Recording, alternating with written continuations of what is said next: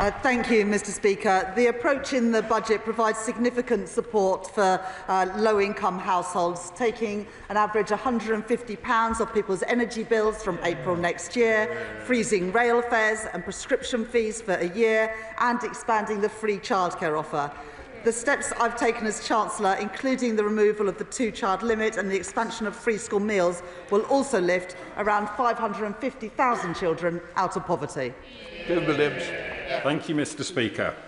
Our poverty rates remain far too high in my constituency of Stoke-on-Trent North and Kidsgrove. Can the Chancellor please outline what assessment she has made about how the fair decisions taken in the budget will address poverty amongst low-income working families in my constituency and across the country? Chancellor. Thank you, Mr Speaker. And the honourable gentleman might know that around 4,000 children in his own constituency of Stoke-on-Trent North will benefit from the removal of the two-child benefit. That means 4,000 more children being able to go to bed in a house that is not cold and damp, and waking up in the morning and being able to have a breakfast, and the parents being able to afford things that currently they can't. This government is also providing funding for free school meals in England, delivering free breakfast clubs in every state-funded primary school in England, and also extending the Warm Homes discount to 3 million more children. I'm proud to be the Chancellor that has led this, to the largest expected reduction in child poverty over a parliament since records began. Esther McVeigh. Mr Speaker, the biggest issue for those on low incomes is losing their jobs. Does the Chancellor believe there is any link at all between her increase in employers' national insurance contributions, her job tax, and employment levels slumping to a 14-year low? Chancellor. Thank you, Mr Speaker. Well, the number of jobs has increased by 329,000 this year. That is the record of this government getting people back into work, and also through the Youth Guarantee, dealing with the fact that when we took office last year, 1 in 8 young people were not education, employment or training. That is your record. This government are addressing it. Thomas. Mr Speaker. I commend the steps that my right honourable friend took to support those on low incomes in the budget and through the financial inclusion strategy that was recently published as well. But can I encourage her to go further on the issue of savings, given that a quarter of people in the UK have little by way of savings, and indeed 1 in 7 have no savings at all?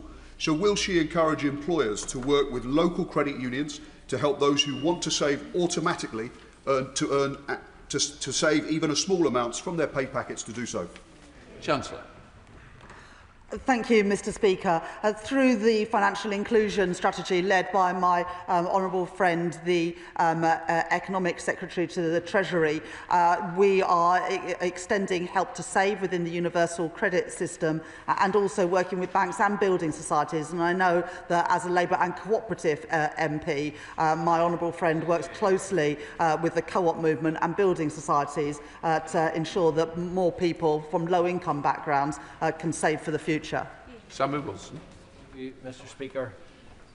Low-income families have been hit by being dragged into tax bands which they weren't in before, facing energy costs, and now the Chief Executive of Aldi has said that unless the Chancellor reviews her raid on farm inheritance tax, that there's going to be rising food prices hitting low-income families as well. If she doesn't listen to the farmers, will she at least show some concern for consumers and look again at this tax? Chancellor. Thank you, Mr Speaker. Well, if you look at what's happened since the budget, the co-op has cut or frozen the prices on 2,700 essential products at a cost of £1 billion, recognising the impact that the cost of living still poses to families, but also reflecting the budget package which supports our high streets, including our supermarkets. Stephen Gethings. 2, please, Mr Speaker. Who's doing 2, folks? Chancellor. Thank you, Mr Speaker. The OBR have estimated that productivity will be 4% lower than it would have been had the UK not withdrawn from the EU. But alongside trade deals struck with the US, India, the government is also resetting our relationship with the EU to get better deals, for example, on food and farming and also on electricity trading. But the Honourable Member's Party talks about how leaving the European Union has been costly and disruptive, but somehow thinks that Scotland leaving the UK and its internal market would be magically effortless and cost-free. I must say that the SNP are no better than those who promised the public an extra £350 million a week for the NHS. It's all talk, but no delivery. Stephen Gethins.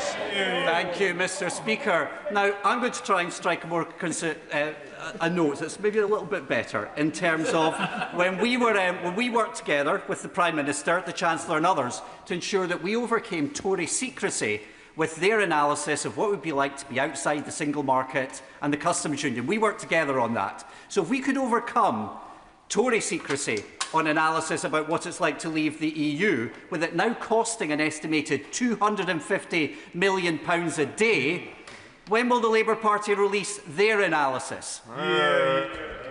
Chancellor.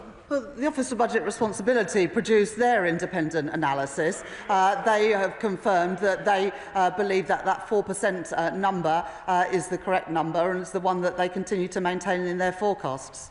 Bottle Crichton. Thank you, Mr Speaker. Can I ask the Chancellor if the Treasury has made any assessment of the SNP's plans to separate Scotland from its main market, the rest of the UK, which is 60% of its trade? And while I'm at it, can I thank the Chancellor for £820 million extra to the Scottish budget? Order. Sorry. The good news for the Chancellor is she's no responsibility for the SNP. Right, let us move on to Daisy Cooper, Liberal Democrat spokesperson. Thank you, Mr Speaker. The botched Brexit deal has wrapped up British businesses in red tape and has blown a hole in the public finances to the tune of £90 billion a year. The Chancellor insists that her #1 mission remains to get economic growth. So if that is the case, could I ask the Chancellor whether she and her ministers will be voting with the Liberal Democrats this afternoon to make sure that we can get rid of that red tape and deliver on a new UK-EU customs union? Chancellor. Thank you, Mr Speaker. Since we came into office last year, we've reset our relationship with the EU, which is why last May we agreed with the EU an expansive set of changes to our relationship, including on food and farming, on electricity and energy trading, and also on youth mobility and Erasmus. And we're taking all of that forward. But at the same time, we're also taking opportunities to trade more with fast-growing economies around the world, including India, and also by getting the first and the best trade deal that anybody has secured with the US. That's how we are going for growth, alongside the planning and infrastructure bill that we passed last night in this place. John Long. Thank you, Mr Speaker. Question number 3. Minister. With permission, Mr Speaker, I should like to answer this question together with question number 18. The Chancellor was clear at the budget that we are taking the fair and necessary decisions on tax to do all we can to ensure that the contribution of working people is kept as low as possible. We've reduced the gap between taxes on income from assets and income from work. We've stopped the unfairness that a £10 million property can pay less council tax than a typical terrace house in much of England, and much more. John Long. Mr Speaker, there seems to be only one word that the Chancellor understands: tax. Her decision to continue the freeze on income tax thresholds is a hammer blow to working people. In fact, even one of the Chancellor's favourite unions, Unison, has said that freezing personal income tax thresholds disproportionately impacts lower and middle income workers. So does the Chancellor agree with the Labour Party's union paymaster? Minister. I was a bit confused by that question there. You have to forgive me, Mr Speaker, but the honourable member said that there was one word that was important. Let me give the member one figure, Mr Speaker: £150. That's the amount we're taking off energy bills next year to help people deal with the cost of living in the here and now, supporting people because of the mistakes that previous governments made, not investing in our energy infrastructure and not investing in our future. We're picking up the pieces where they didn't make the decisions necessary. So Ashley Fox. Mr. Speaker, extending the freeze on income tax thresholds will cost working families £900 a year. It will also drag many pensioners into paying income tax for the first time. Why is he hitting these low-income families to pay more for welfare? Minister.